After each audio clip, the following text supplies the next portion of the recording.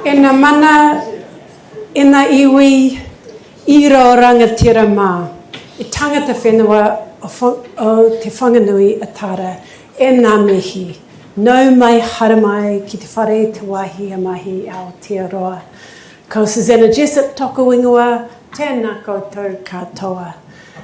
Your Excellencies, Heads of Mission and diplomatic colleagues, members of the New Zealand Institute of International Affairs, officials, friends from academia and business, students, distinguished guests, a very warm welcome to you all. My name is Suzannah Jessep, and it's my pleasure to chair this evening's event, which is brought to you by the New Zealand Institute of International Affairs, the Asia-New Zealand Foundation, and Asia Forum. It is my great honour to extend a particularly warm welcome to our guest of honour this evening, the Secretary-General of ASEAN, Dr Kao Kim Hourn. This is Dr Kao's first visit to New Zealand, and we're delighted to have the opportunity to hear from him this evening, despite his demanding schedule. As many of you will know, this year marks a significant milestone, 50 years of dialogue relations between ASEAN and New Zealand. Last month, the 32nd ASEAN-New Zealand dialogue was held in Da Nang, Vietnam. These events reflect not only the longevity of our engagement, but also the depth of our dialogue. It is fitting that we are now looking to elevate our relationship to a strategic partnership. ASEAN and New Zealand have also underscored the importance of strengthening trade, investment, and regional economic integration, particularly through the full implementation of the ASEAN-Australia-New Zealand Free Trade Area and the Regional Comprehensive Economic Partnership. In this context, it is both timely and valuable to have Dr Kao with us in Wellington to speak on the topic of ASEAN-New Zealand partnership and our shared potential to promote peace and prosperity in the region. Dr Kao brings a wealth of experience in policy, government, development and academia. He has authored numerous books and articles on both ASEAN and his home country of Cambodia. In 2023, he was appointed Secretary-General of ASEAN for a 5-year term. This evening, Dr Kao will speak for approximately 15-20 minutes, which frankly is, I think, incredibly impressive after such a busy program. But we will then move straight into a Q&A for about 30 minutes. So please have your questions ready. We will go straight into Q&A together. At the end, I will invite friend and colleague, Dr Alan Bollard, to offer concluding remarks and a vote of thanks. Alan is Professor of Practice and Chair of Pacific Region Business at Victoria University of Wellington. Many of you will know him as the former Executive Director of the APEC Secretariat, former Governor of the Reserve Bank, and former Secretary to the Treasury.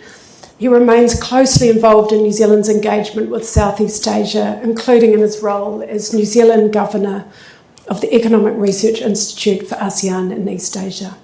But now, without further ado, it's my great pleasure to invite Dr Kao to the lectern, and once again a very warm welcome and thanks for joining us.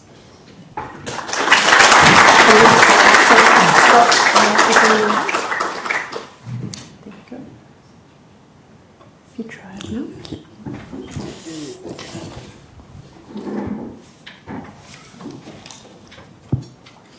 Thank you very much,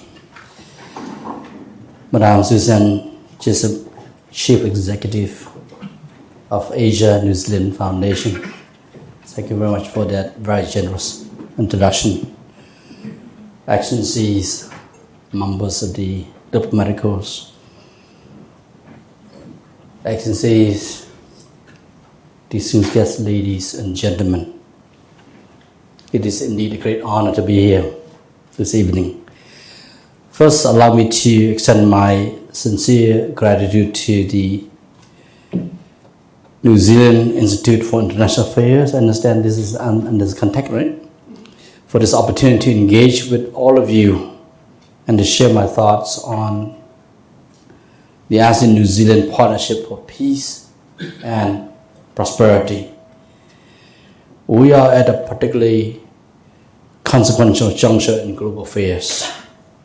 As I had mentioned at the University of Auckland 2 days ago, the international system is undergoing great changes and profound transformation, marked by shifting power dynamics, surging economic protectionism, and fraying commitment to open trade. Recent tariff escalations by major economies have certainly sent shockwaves across global supply chains and the financial markets. At the same time, we face intensifying geopolitical tensions, accelerating climate change impacts, disruptive technological shifts, and extensive realignments in global governance and politics. Certainly, of course, the current political rivalry between China and the United States, the war in Ukraine that's still ongoing, the situation in the Middle East, particularly Gaza, among others, of course, including the recent India-Pakistan bilateral conflict there. Something for us to think about, of course, to say the least, but certainly to worry about what always may have impact on all of us globally. But in this complex landscape, partnerships build on shared principle, common interests, mutual respect, and collaborative approaches enable us to navigate uncertainties and sustain the momentum of cooperation. ASEAN-New Zealand relations is one of such partnership, and I'm grateful for the invitation to be here in New Zealand as we are commemorating the 50th anniversary of ASEAN-New Zealand dialogue relations. In fact, New Zealand has been one of ASEAN's long-standing partners. 50 years of relations, cooperation, partnership, something that we have been able to treasure. But what's important for this year is that as ASEAN and New Zealand are working together to organize a commemorative summit in Malaysia in October this year, as both Malaysia and New Zealand will co-chair the summit, commemorative summit. For the officials and the secretariat, we are working now to ensure that we have all the key outcome documents ready to go. Of course, by the commemorative summit in October. One, of course, is to have a joint vision statement. Second, to have the five-year plan of action to be ready. The 5-year plan of action between 2026 and 2030. And of course, the commitment on both sides to elevate the current strategic partnership to the comprehensive strategic partnership, something that both sides are working together to ensure that the commemorative summit will be absolutely productive. Excellency, ladies and gentlemen, allow me to briefly sketch the evolution of the partnership between both sides since 1975, when the ASEAN-New Zealand dialogue relations was established. The relationship was endured and gave us strong confidence in our ability to work together. Its elevation to a strategic partnership in 2015 and our celebration of its 50th anniversary this year are a powerful testament to a strong relationship built on mutual trust, mutual respect, shared interests, and certainly shared aspirations. New Zealand's proposal to forge a comprehensive strategic partnership with ASEAN further underscores New Zealand's steadfast commitment to deepening our ties in the years ahead. Of course, also for ASEAN, that we certainly want to have this relation be strengthened. Through the past 5 decades, New Zealand has demonstrated its steadfast commitment to rule-based multilateralism, regional economic integration, and robust people-to-people connections with Southeast Asia. Concurrently, ASEAN has served as a vital bridge for New Zealand to be with Asia and Asia, firmly anchoring its present and active participation in our dynamic and thriving region. At the moment, we have our bilateral mechanism between ASEAN and New Zealand that have been working together, but of course also the participation by New Zealand in the ASEAN-led mechanisms. So it's through the ASEAN Regional Forum, the East Asia Summit, the ASEAN Defense Ministers Meeting Plus, the expanded ASEAN Maritime Security Forum, Maritime Forum. These are some of the mechanisms that we been engaging together, working between ASEAN and New Zealand and other partners as well. In the political security domain, New Zealand has long been one of ASEAN's most valuable partners and a steadfast champion of the principles and values that the organization holds dearly, particularly those enshrined in the 1976 Treaty of Amity and Cooperation in South Asia, TAC, to which New Zealand formally acceded in 2005. As you know, the TAC is a key instrument of ASEAN, which calls for the non-abuse of force and the respect for each other's territorial integrity, sovereignty and political independence, but of course also more importantly that we conduct the interstate relations through friendly cooperation.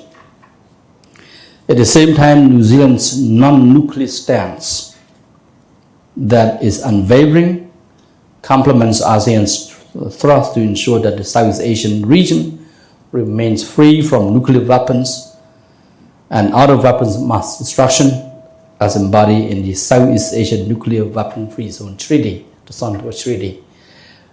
This is very important, particularly right now as we see the world there's been proliferation of nuclear weapons. Today, we have three categories of states. Those are the legitimate nuclear weapon states, particularly the 5 nuclear weapon states of they will call the P5 of the UN Security Council. We have the non-recognized nuclear weapon states, and we have the condemned nuclear weapon states as well. So I think this is what we see at the moment. And today we have more stockpiles of nuclear weapons and weapons of mass destruction. This is something that ASEAN has been working on. ASEAN has called on all 5 nuclear weapon states to accede to the protocol of the Treaty on Southeast Asia Nuclear Weapon-Free Zone. This is something that we have common interest between ASEAN and New Zealand. New Zealand also has been a very active participant in the ASEAN mechanism, I think particularly East Asia Summit. I think it's good that New Zealand has been very consistent in this approach in terms of engagement with the region. When we set up the East Asia Summit 20 years ago, this is the 20th anniversary this year. And we have a few partners that are not part of the East Asia Summit, like Canada and the EU, for example. They're not part of this. But New Zealand has been very strategic early on, and that's why you are part of the East Asia Summit. The same thing, the ASEAN Regional Forum, the ASEAN Defense Ministers Meeting Plus. Again, there are dialogue partners that are not part of the ADM Plus. Okay, UK is not, for example, Canada, the EU, but New Zealand is part of it. So again, you have very far-sightedness in terms of your foreign policy, how you engage the region. Through your support for ASEAN centrality and contribution to regional peace, stability, and security, New Zealand has become an indispensable partner to ASEAN in shaping our inclusive, open, and transparent regional architecture. And it's important for us when we work with our partners, we work on the basis of the principle of openness, inclusivity, and transparency. That's how we build trust in our relationship. And I think that's important for ASEAN, but of course it's important for our partners like New Zealand. In line with its active role in the ASEAN-led mechanisms, New Zealand's strong support for the ASEAN outlook in the Indo-Pacific AOIP has been integral to deepening our partnership. Over the years, we've seen so many Indo-Pacific strategies that have been put out, right? There are many different versions, right? The EU has one, US, Canada, right? Japan, Korea, so many. But ASEAN has its own, the AOIP, the ASEAN outlook on the Indo-Pacific, which of course we call for practical cooperation, not just the document itself. So under the AOIP, we have 4 priority areas. Maritime cooperation, connectivity, sustainable development goals, economic cooperation, and other areas of cooperation. And we are pleased to work with New Zealand under the OIP framework. This is something that we believe is important to continue to strengthen our trust by collaborating very closely under these 4 areas of priorities under the OIP.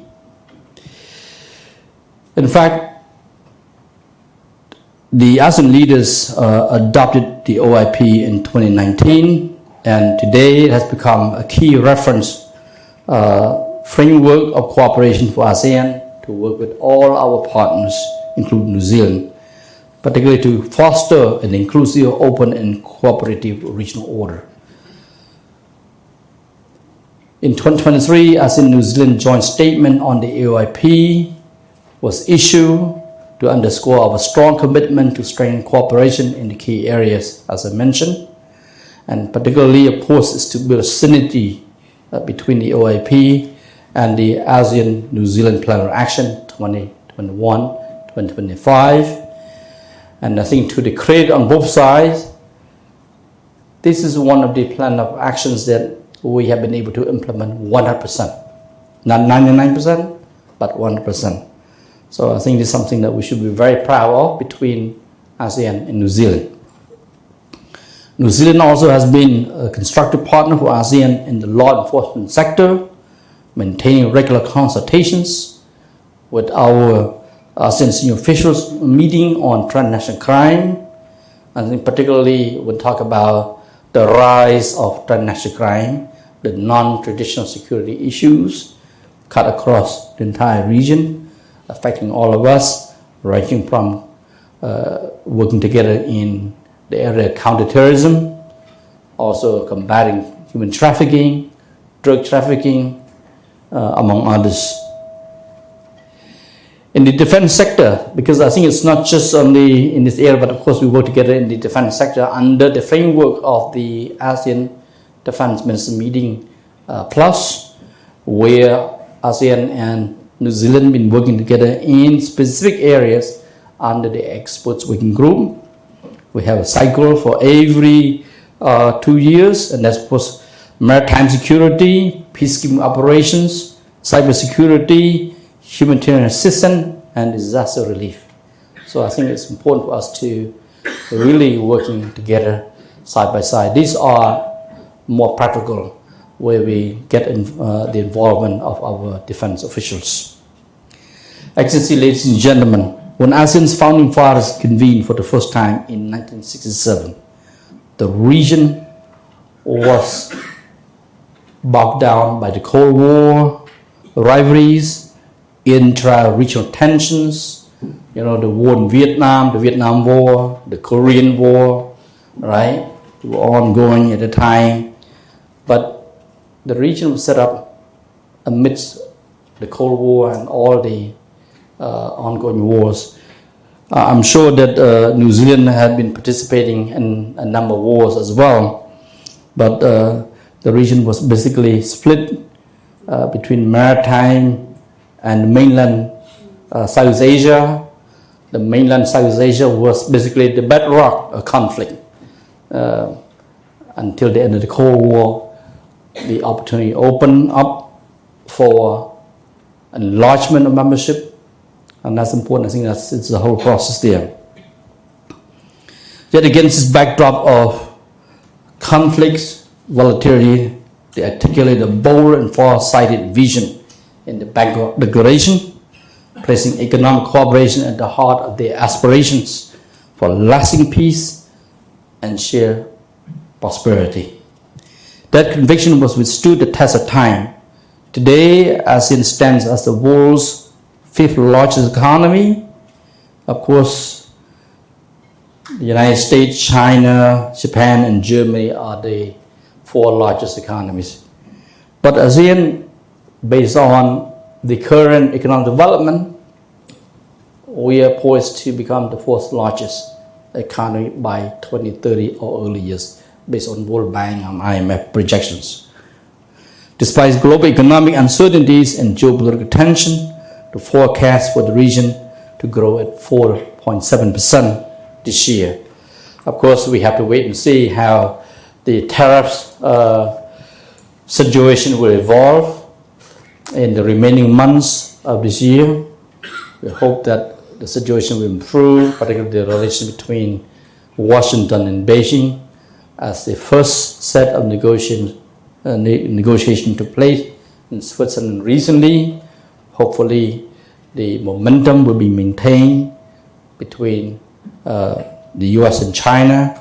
And it's important that we would like to see, certainly ASEAN would like to see ASEAN, we want to see U.S. and China get along together very well. I'm sure New Zealand would share this wish as well. Ladies and gentlemen, New Zealand stands out as one of the countries that has long recognized and actively harnessed the economic potential of our region. And that's why what we see now is that we have two FTAs that New Zealand has been part of it. One, of course, is the Australia-New Zealand FTA, which we had the second protocol to upgrade the FTA to make sure that it remains relevant, fit for a purpose, and to make sure that our economies will continue to thrive. So UNSFATA now is being upgraded, and we hope all the companies on course in ASEAN, in New Zealand and Australia will take advantage of it. Second, of course, the Regional Comprehensive Economic Partnership, in which New Zealand has been part of from the very beginning. You are one of the co-founders of this largest FTA in the world, with almost 30% of global GDP, almost 30% of the global population. And last year, in fact, the 15 countries agree to three things. One, of course, is to agree on the financial contribution for the operation of the support secretariat for OSEF. Second, of course, they agreed to set up the support secretariat. Now is up in operation since December last year. And third, of course, they agreed that they have to open up OSEF to other economies and countries that want to join to be part of it. I think this year is the momentum, we build momentum to open up, particularly with the trade, with the tariff war right now. We have Chile, Bangladesh, Sri Lanka, and Hong Kong that have officially applied to be part of OSEF. So I think we hope, for ASEAN, we are in favor of bringing them on board with us. We hope New Zealand, Australia, Japan, Republic of Korea, and China will agree as well. But I understand that China has agreed. So we hope that this year we to expand ourselves, and it's very, very important. Based on the survey that has been done recently, more businesses, more companies are making use of ourselves to increase trade in each other's economy, but of course to increase investment, to take advantage of the investment under the OSCE framework. So I think this is very important. I think these two FTAs that we're talking about here is where New Zealand and ASEAN are working together along with other partners and countries. As a strong champion of ambition, quality, and inclusivity in trade, I think New Zealand has been instrumental in driving this FTAs. So I hope that we will continue to work together in that regard. Excellency, ladies and gentlemen, another important issue I think is important for us between ASEAN and New Zealand, and that is the people. People are at the heart of the ASEAN-New Zealand partnership, and this is most expressed in our collaboration under the social cultural pillar of the ASEAN community, where our shared values and aspirations come to life through meaningful people-centered cooperation, particularly the exchanges of people-to-people exchanges, where we talk about students, we talk about tourists visiting both sides, both ways. I think we have to make sure that we are able to do more. The same thing for business people. I think we should be able to encourage them to look at the opportunity doing business. Of course, for New Zealand investors, they should be take a look at the opportunity to invest and doing business in the 10 ASEAN member states, and vice versa, that we should also encourage investors from ASEAN to look at the investment opportunity in New Zealand. And I want to share with you,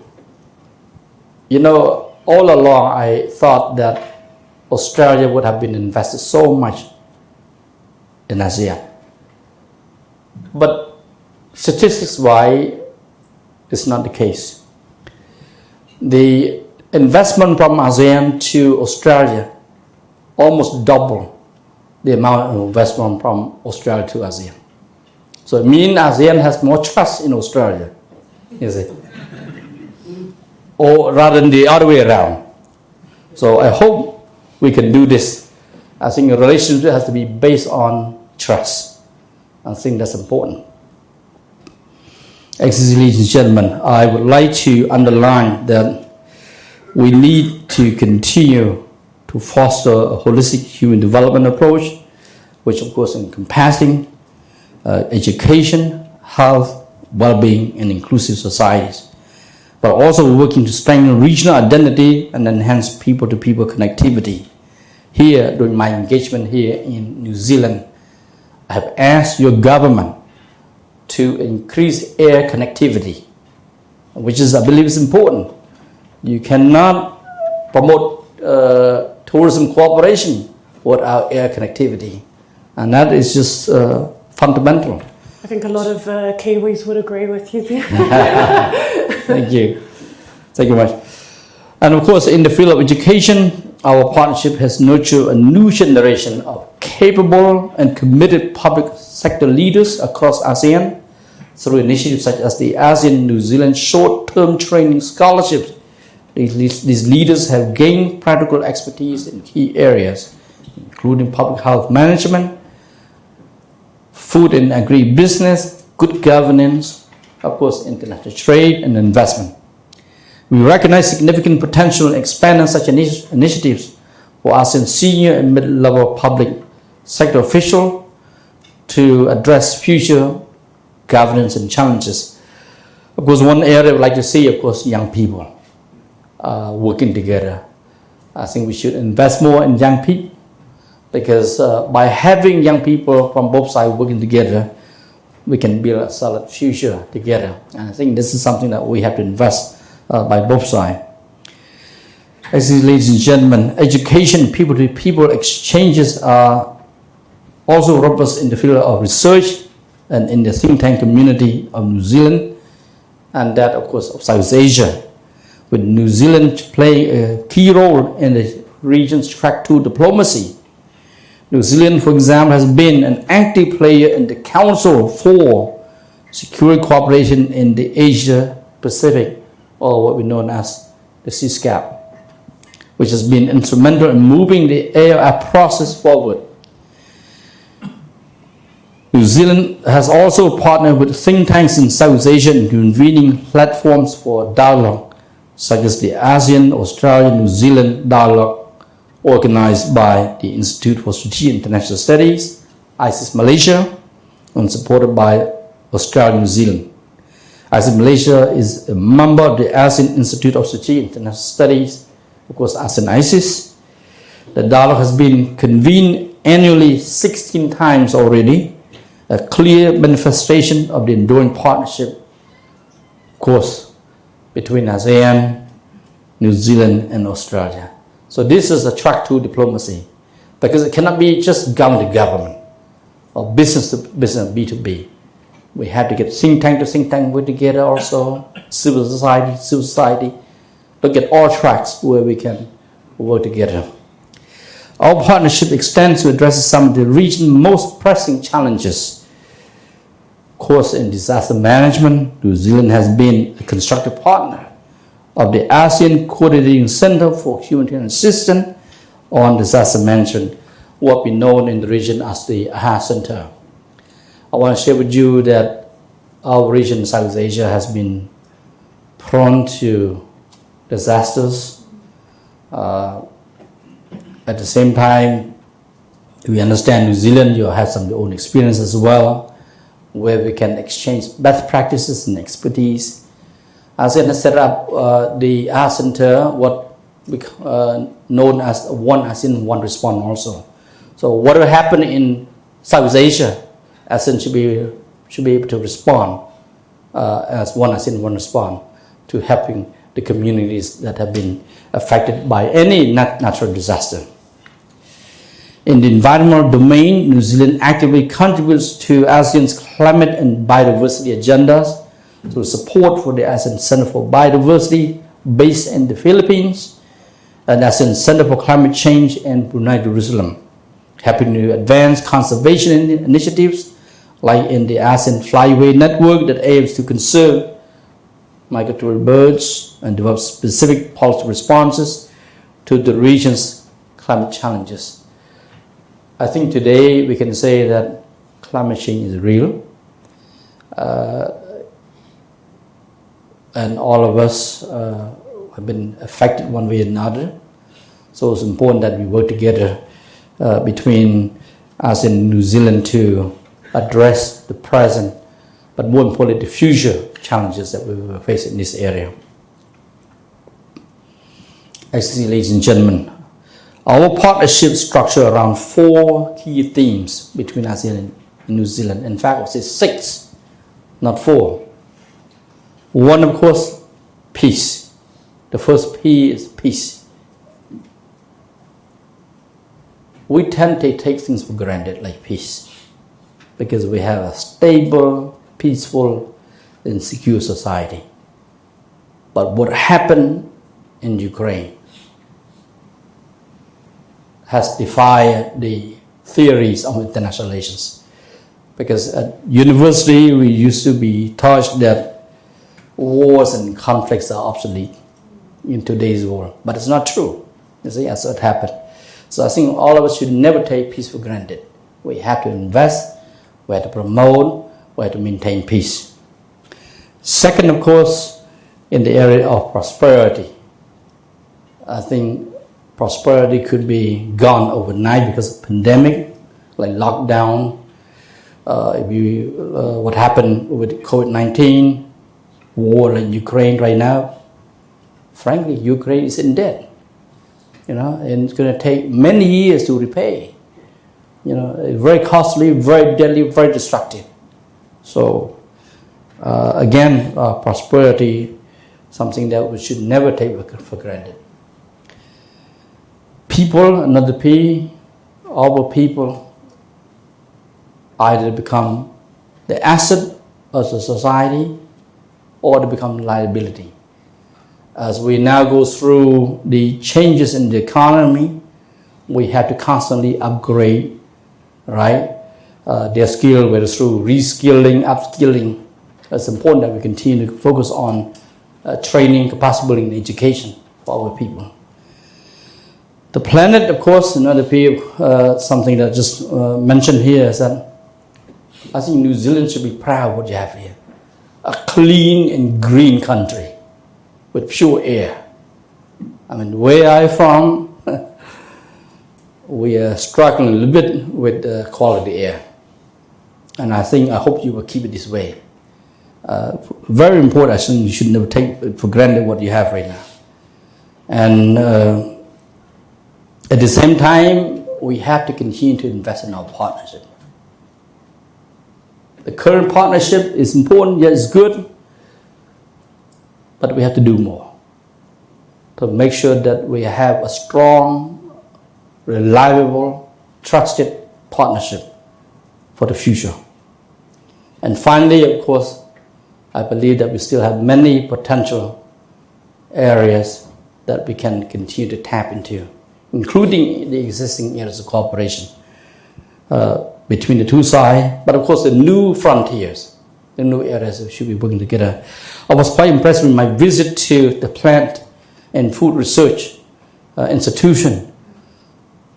I would never know that this kind of institution existed, but I was quite impressed with the work it has done to make a difference in the lives of the small-scale farmers, where they've been trained to take advantage of science and research, and they can make positive contribution, not only to their own family economy, but of course to the regional economy as well. Actually, ladies and gentlemen, I have a long speech, but I don't think I want to go on because I want to listen to you as well, particularly to listen to your questions. But before I end there, let me say that today ASEAN is working on something very ambitious, and that is the ASEAN Community Vision 2045, a 20-year vision which we never had before in the history of ASEAN. 58 years of the establishment of ASEAN, with the new 4 strategic plans to guide ASEAN in the right direction, but of course also inviting our partners to work with us. This year, 20-year vision is to put out there to allow our partners to see how we do things transparently, and you can be part of that. But that, I thank you very much, and I look forward to a very engaging discussion. Thank you.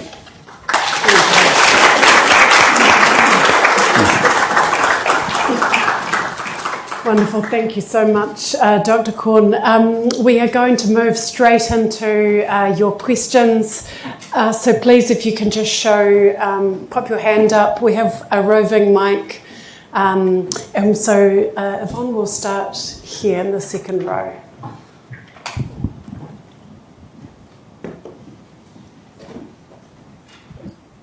If you could just name your affiliation, just so Dr. All right. Thank you so much, Susan. Good afternoon, Dr. Hourn. My name is Satria. I'm from Indonesia. I'm a doctoral candidate at the university. I'm studying international relations, particularly on the topic of ASEAN Regional Forum. Thank you for very sharp curtain raisers on the ASEAN formidable convening power, if I may say so. I would like to have a very quick questions about, the challenge that this formidable convening power is going to face as we deal with a lot of global challenges, as you mentioned earlier, with the Ukraine, Palestine, and also what's happening also in our own backyards in Myanmar. So I would like, what is the greatest challenge for you to ASEAN's, convening power? I know that we have beautiful exercise platform like ASEAN Regional Forums and East Asia Summits. But do you think what is our greatest challenge going forward? During these very uncertain geopolitical constellations. Thank you. I'm not sure if it's a challenge or maybe uniqueness. For us in ASEAN, 3 things are very important. Yes, thank you. One, of course, is the issue of unity, solidarity, and centrality. We cannot take this for granted. We need to continue to make sure that we speak with one voice on all issues, on all matters, if possible. Sometimes it may take extra time to be able to build convergence and consensus. But I have seen that ASEAN has come a long way. Before it would be impossible to have a common position of ASEAN on Gaza, for example. Or I remember in 2022 on Ukraine, it took us a while to have a joint statement. But I think over the years we see now that ASEAN has been able to take on global issues without being divided. And I think it's important. Of course, on Myanmar, our leaders, they had their emergency meeting right after the coup d'etat in February 2021. And they were able to issue a 5-point consensus conveying to Myanmar that they have to follow this 5-point consensus. Otherwise, they will face the consensus of ASEAN, and that is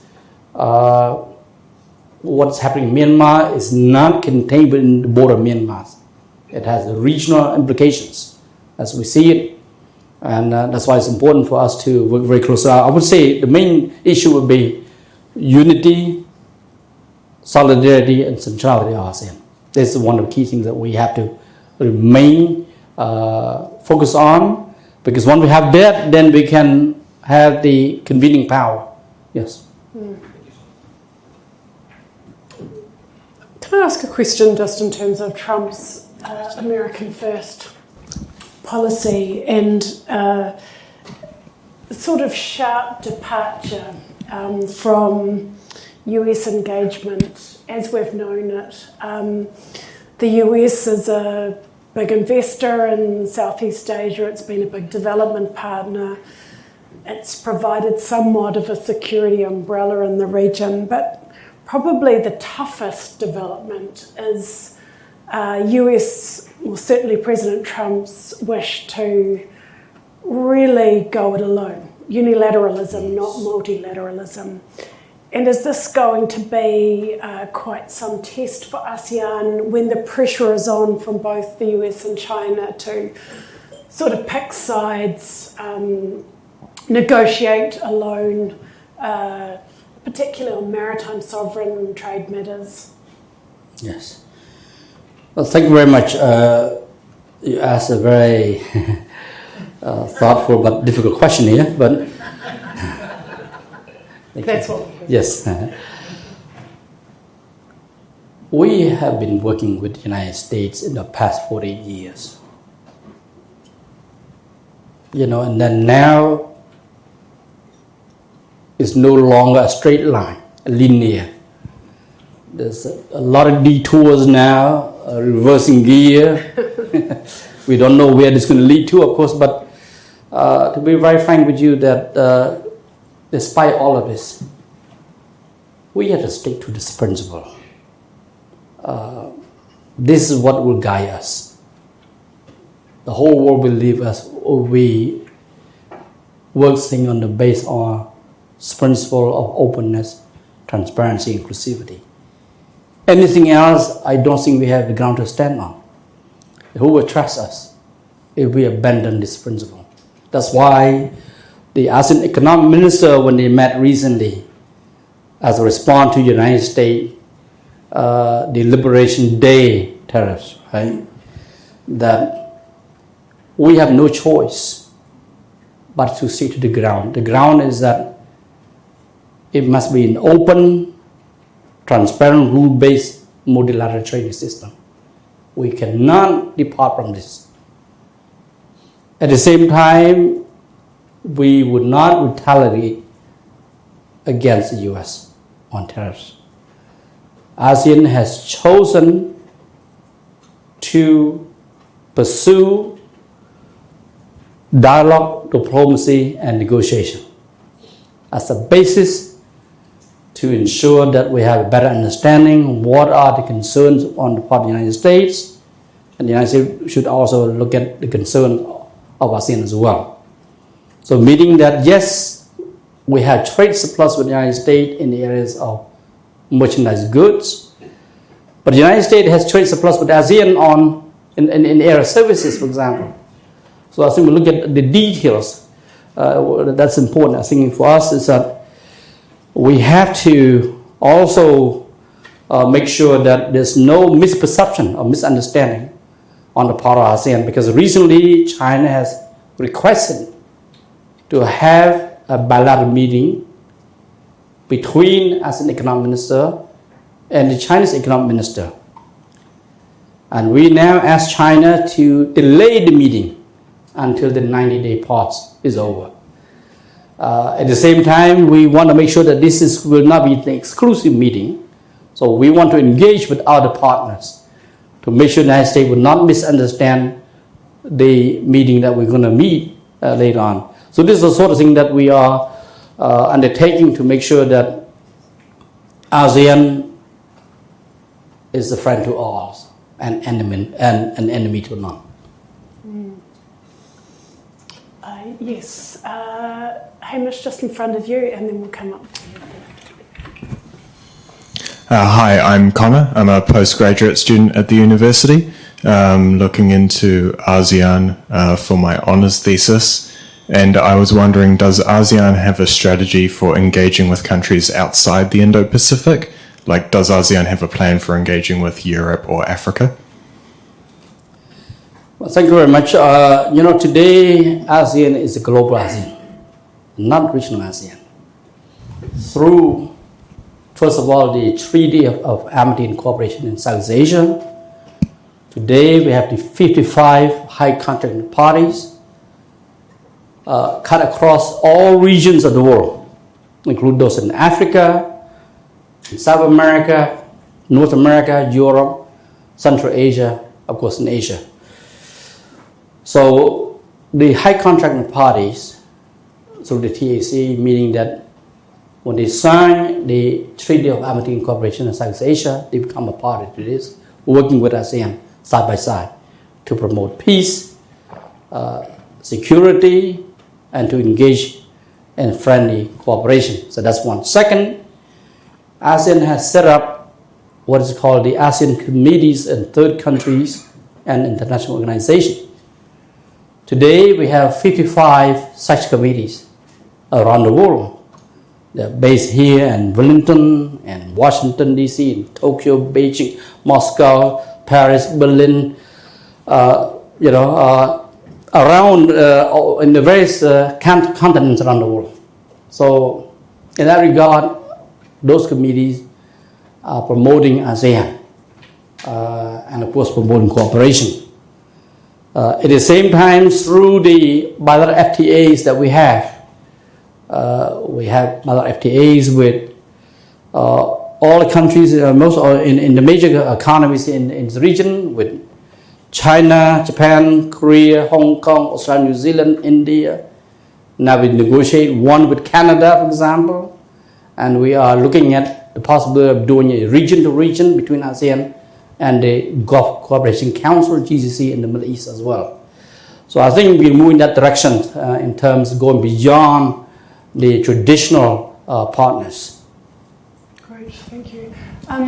We are now getting tight with time, unfortunately, so I'm going to take two questions together, if that's okay. First of all, Hi, I'm George. I'm an undergraduate at Vic, and I just wanted to ask, given the sort of increasing isolationism of the US and the rise of China, do you think we're currently seeing a transformation of the international order in East Asia? And if so, what might be some of the characteristics of the emerging order if there is a change? And we'll just take, if we can, another question here. Blue shirt, please. Did you get that? Yes. Yeah. Cheers. Kia ora, my name's Ruben. I'm also a postgrad student at the Victoria University. I really enjoyed how you said that New Zealand, ASEAN acts as a bridge for New Zealand into Asia. I was wondering if New Zealand reciprocates that being a bridge for the Pacific Islands. And I know that it's it's a contested space geopolitically, but I was wondering, with the recent developments, has New Zealand acted as a partner to help with climate change or possibly security? And if so, what's ASEAN's commitments in the Pacific region? Thank you. Good questions. Great. Well, thank you very much. I will try to answer in brief. Well, first on the emerging order in Asia, I think part transformation. I'm going to express my more personal view on this one rather than in my capacity as SG of ASEAN. History provides practical lessons for us. During the Cold War, the United States worked very hard to build relations with China in order to take China out of the Soviet Union. And the goal was to contain the former Soviet Union. Today, perhaps this is in the reverse. US may be working with the Russian Federation, at least some of the things we've seen as to be emerging, in order to contain and isolate China. Because who is the most threatening country in the world to the United States that can challenge the US? And you know already, based on the tariff war here, China has been able to muscle its role that it could counter US by raise its own tariff against the US, for example. So this is one, I think that's one thing. Perhaps this emerging order is not clear yet at the moment, but it's still very much, I would say still a lot of clouds out there, but I'm sure in the coming months and years you will see the clear picture. Yes, you're right, today I had a wonderful working lunch organized by the Ministry of Foreign Affairs and Trade in New Zealand for me to engage with the Pacific Island nations. We are working at how can the two secretariats, the ASEAN Secretariat and the Pacific Island Forum Secretariat, can engage together to increase the level of cooperation. But I want to come back on issue of what were common challenges like climate change that both regions, ASEAN and the Pacific Island side, of course, we're all facing this issue, the impacts of climate change. At the same time, the digital, what we call the digital transformation, and of course the impact of the current tariffs. So I think we have a lot of common challenges that we need to work together as much as possible. So with that, thank you very much for the opportunity to share some of my ideas and perspective with you. Thank you. Amazing. Thank you so much. I would like to invite Alan to give his closing remarks and vote of thanks. Let me just return this forward a little bit. Well, kia ora, everybody, and thank you very much, Dr. Kao. Welcome, distinguished visitors and colleagues. Thank you for a very insightful talk. Some people in the audience today probably came here thinking that a senior diplomat like yourself was going to say it's a calm world and normal diplomacy will continue. But you haven't said that at all. It's an interesting time for us all, not just the 50th anniversary of Dialogue New Zealand-ASEAN, but actually 50 years since the end of the Vietnam War, yes, which was that great last huge destructive battlefield of the Cold War. We've watched over that time ASEAN not just spread a net of stability through the region, but also be hosting and building that huge economic powerhouse of supply chains that has been an important part of that East Asian economic miracle for so many people. We've watched ASEAN from New Zealand with a lot of interest because you have had to balance the post-Cold War competing interests of a dominant US security system with a dominant Chinese economic system. You've lived in that difficult and sometimes tense world for many decades, and I think we've learned quite a lot about how to handle those international relations as a result of that. But now, as you've said, we're into a post-Cold War increased period of turbulence and uncertainty of a sort that we would never have really expected to see. And you have talked today and also previously in New Zealand about how ASEAN is handling that, fighting the worry about quite destructive bilateralism.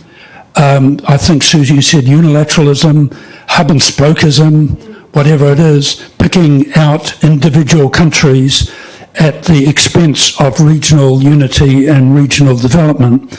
And we're very interested in how you're handling that and how you're handling the win-lose policies that we're seeing around the world, or should I say the lose-lose policies in the case of trade policy. We're watching how we build our own defence against some of those things from New Zealand, and once again we're very interested in the ASEAN experience of that, how we handle big power bilateral deals, and how we handle the risk of squeeze between big power economic interests in all of this as well. It's not the Cold War, it's something else. We're learning about it, and thank you for the illustrations you've provided for us with your visit here. I'd like to conclude by thanking the New Zealand Institute of International Affairs, the Asia-New Zealand Foundation and the Asia Forum, and particularly you. Thank you, Dr. Kao. Ngā mihi nui.